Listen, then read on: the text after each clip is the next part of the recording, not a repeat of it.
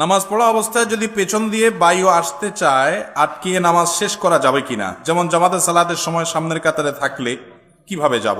মাজার জিয়ারত করা আর মাজার সিজদা করার মধ্যে পার্থক্য কি? প্রতিবেশীর হক কতটুকু? এরপর প্রশ্ন হলো, অনেক সময় ট্রেনে যাত্রা করি কিন্তু টিকিট কাটি না, নামার সময় ভাড়াও চায় না, তখন ভাড়া না দিয়েই নেমে পড়ি, এক্ষেত্রে গুনাহ হবে কিনা? আবার মাঝে মধ্যে অর্ধেক রাস্তার টিকিট কাটি শুধু। ভাই, বান্দার হক নষ্ট করলে গুনাহ শুধু হবে না, এমন গুনাহ হবে যে গুনার মাফ আল্লাহ নিজে করবেন না, ওই বান্দার কাছ থেকে কিয়ামতের ময়দানে মাফ নেওয়া ছাড়া উপায় থাকবে না। তো এই ধরনের পরিস্থিতি যদি হয় তাহলে টিকিট কি করবেন? কথার কথা 50 টাকার টিকিট ফাঁকি দিয়েছেন, বুঝেন নাই তখন, এখন আল্লাহর ভয় আসছি যে ট্রেনের টিকিট 50 টাকা ফাঁকি দিয়ে আপনি চলে গেছেন, টিকিট কাটেন নাই, ওই ট্রেনের টিকিট এখন 50 টাকার স্ট্যান্ডিং টিকিট কিনবেন, কিনে ওটা ছিঁড়ে ফেলে দিবেন, ট্রেনে আর উঠবেন না। তাহলে টাকাটা কোম্পানি পেয়ে গেল, রেল কর্তৃপক্ষ পেয়ে গেল, আপনিও দায়মুক্ত হয়ে গেলেন। বুঝেন নাই কথা? বুদ্ধিটা বুঝেন নাই? আপনি যত টাকার টিকিট ফাঁকি দিচ্ছেন যোগ বিয়োগ করে দেখলেন সব মিলে 500 টাকা হয়েছে বা 2000 টাকা হবে, এর বেশি হবে না।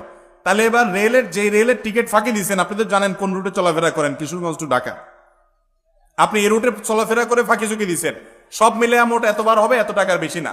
অত টাকার ট্রেনের টিকিট কিনে স্ট্যান্ডিং টিকিট কিনলেন, কিনে সেটা ছিঁড়ে ফেলে দিলেন, আপনি ট্রেনে উঠলেন না কিন্তু টাকাটা ঢুকিয়ে দিলেন, তাহলে টাকাটা মালিক পেয়ে গেল কি গেল না? আপনি দায়মুক্ত হয়ে যাবেন ইনশাআল্লাহ। এরপর প্রশ্ন হলো, প্রতিবেশীর হক কতটুকু? প্রতিবেশীর হক হলো তাকে কষ্ট না দেওয়া। প্রতিবেশীর হক কি ভাই? আপনার কোনো আচরণ দ্বারা যেন সে কষ্ট না পায়। আপনি জোরে কোরআন তেলাওয়াত শুনতেছেন, তার ঘুমের ক্ষতি হচ্ছে, এটা প্রতিবেশীর হক নষ্ট। আর গান শুনলে তো কথাই নেই। আপনার কোনো আওয়াজ দ্বারা, আপনার মোরগ দ্বারা, আপনার হাঁস দ্বারা, আপনার সন্তান সন্ততি দ্বারা, আপনার বাচ্চা কাচ্চা দ্বারা, আপনার গরু ছাগল দ্বারা, আপনার নিজের দ্বারা কোনোভাবে প্রতিবেশীর যেন কষ্ট না হয়, এটাই হলো প্রতিবেশীর মেইন হক। নবী করিম সাল্লাল্লাহু আলাইহি ওয়াসাল্লাম বলেছেন, লা ইউমিন ওয়াল্লাহি লা ইউমিন ওয়াল্লাহি লা ইউমিন, ওই ব্যক্তি ঈমানদার না, ওই ব্যক্তি ঈমানদার না, ওই ব্যক্তি ঈমানদার না কে? মাল্লা ইয়ামানু জারুহু বাওয়াইকাহু, যার প্রতিবেশী তার হাত মুখের ক্ষতি দ্বারা নিরাপদে থাকতে পারে না। অতএব প্রতিবেশী যাতে আপনার ক্ষতি দ্বারায় ক্ষতিগ্রস্ত না হয়, এটাই হলো তার মূল অধিকার। দ্বিতীয় অধিকার হলো, আল্লাহ আপনাকে কোনো নেয়ামত দিয়েছে, আপনার প্রতিবেশীকে সেখানে শরীক করবেন। নবী সাল্লাল্লাহু আলাইহি ওয়াসাল্লাম বলেছেন, গোশত রান্না করেছো, ঝোল বাড়িয়ে দাও, যাতে প্রতিবেশী বাসায় একটু পাঠাও। আমরা ছোটবেলায় দেখেছি বাংলাদেশের প্রতিটা জেলায়, প্রতিটা অঞ্চলে কালচার ছিল, মা চাচিরা ভালো কিছু রান্না করলে, বাজার থেকে ভালো কিছু আনলে, এমনকি ফলমূল আনলে, পাশের বাড়িতে, পাশের ঘরে একটু একটু হাদিয়া পাঠাইতেন। এখন এগুলো আছে আর নাই, সব ইয়ানফসি, সব স্বার্থপর। মোরালিটি, মূল্যবোধ, নীতি নৈতিকতা, আদর্শ, এগুলো আজ মুসলমানদের থেকেও হারিয়ে গেল। অথচ এগুলো ছাড়া ভালো মুসলমান হওয়া যাবে না। মাজার জিয়ারত করা আর মাজার সিজদা করার মধ্যে পার্থক্য কি? মাজার জিয়ারত আর মাজার সিজদা, মাজার জিয়ারত সুন্নত আর মাজারে সিজদা করা শিরক। মাজার জিয়ারত করা হলো সওয়াবের কাজ, আর সিজদা করা হলো কি? গুনাহের কাজ না, শুধু শিরকের মতো গুনাহের কাজ, যেটা একটু আগে আলোচনা করলাম। মাজার মানেটা কি? আমরা মনে করি মাজার মানে হলো বড় কোনো পীর সাহেবের কবর হলে ওটার নাম কি? মাজার। আর আমাদের মতো গরিব মানুষের কবর হলে ওটার নাম কি? কবর। এটা ভুল কথা ভাই। মাজার আরবি শব্দ, এর অর্থ হলো জিয়ারত করার স্থান, মানে কবর, যেটাকে মানুষ জিয়ারত করতে যায়।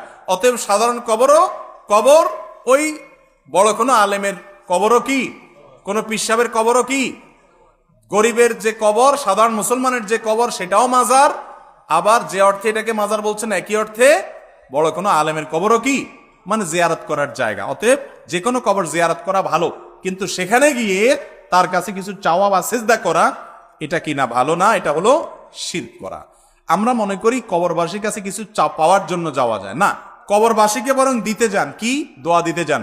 সালামুন আলাইকুম দারা কওমিন মুমিনিন, তোমাদের প্রতি শান্তি বর্ষিত হোক। দোয়া হলো না তাদের জন্য, এই জন্য কবরে যাবে। জোহরের কিছুক্ষণ আগে সফরে বের হয়েছি, এখন আমি জানি আসরের আগে ওখানে কিছুতেই পৌঁছতে পারবো না, এক্ষেত্রে জোহরের নামাজকে আসরের সাথে পড়তে পারবো নাকি কাজা হয়ে যাবে?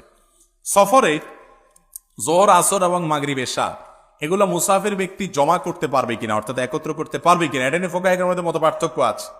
ইমাম আবু হানিফা রাহিমাহুল্লাহর গবেষণা অনুযায়ী, কোন হাদিস অনুযায়ী উনি গবেষণা করে ওনার থট বলে যে না, মুসাফির সফরে জোহর, আসর এবং মাগরিব, এশা এই ওয়াক্তগুলো একটাকে আরেকটার সাথে মিলিয়ে পড়বে না, তবে জমায়ে সুরি করবে। জমায়ে সুরি কি?